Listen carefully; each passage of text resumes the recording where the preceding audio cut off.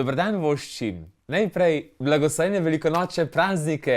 Kristus je vstal in premagal je smrt. Tako kličemo kristjani z veseljem, da nas je Jezus odrešil smrti, da lahko večno živimo. Zdaj, danes sta dva apostola, Janez in Peter, Janez je bil tisti mlajši učenec, ki je ta prvi prišel v grobu, videla prazen grob. Pred 11 leti sem bil jaz v Sveti deželi in sem enako videl. Prazen grob. V grobu ni bilo nič. Življenja v grobu ne bomo našli. Vam pa povem eno zgodbo, ki je resnična. In sicer na veliko noč gre vedno ena gospa na grob pogledat v logatec.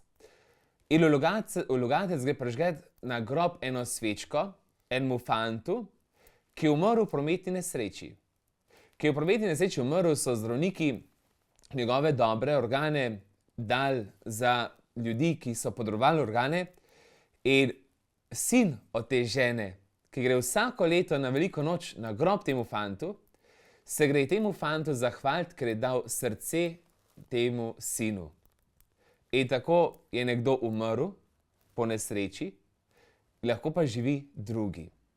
Jezus je za nas umrl, da bi mi vsi živeli brez greha, da bi bili lahko odrešeni, da bi lahko prišli v večno življenje, in to je za nas zmaga. Kaj pomeni beseda odrešenje? Beseda odrešenje pomeni, da si ti osvobodjen kakšnih oklepov, da si ti osvobojen kakšnega težkega bremena, ki ga nosiš. Biti odrešen pomeni, da pravzaprav si olajšan, da od sebe pravzaprav ne čutiš ničesar več, kar bi te težilo. In za konec še tole. Dragi prijatelji, velika noč je pravzaprav tisti vrh, začetek in konec smisla našega življenja. Če velike noči ne bi bilo, bi bila naša vera prazna. Če velike noči ne bi bilo, bi bilo brez smisla, da sem jaz duhovnik. Če velike noči ne bi bilo, potem se ne bi splačalo v ruku hoditi. Če velike noči ne bi bilo ves naš trud zaman. Ker pa verjamemo, da se je tisto noč moglo nekaj zgoditi, da je nekdo umrl, trpel in vstal od mrtvih, zato da bi mi živeli, imamo tukaj le moč, poroštvo in zagotovilo. Dragi prijatelji, velika noč ni samo šunka, velika noč je veliko več.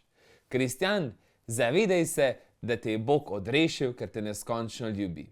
To je naše zmagoslavje. Lepo praznuj, Bog te živi, doma pozdravi in danes uživaj. Vse dobro in nasvidenje.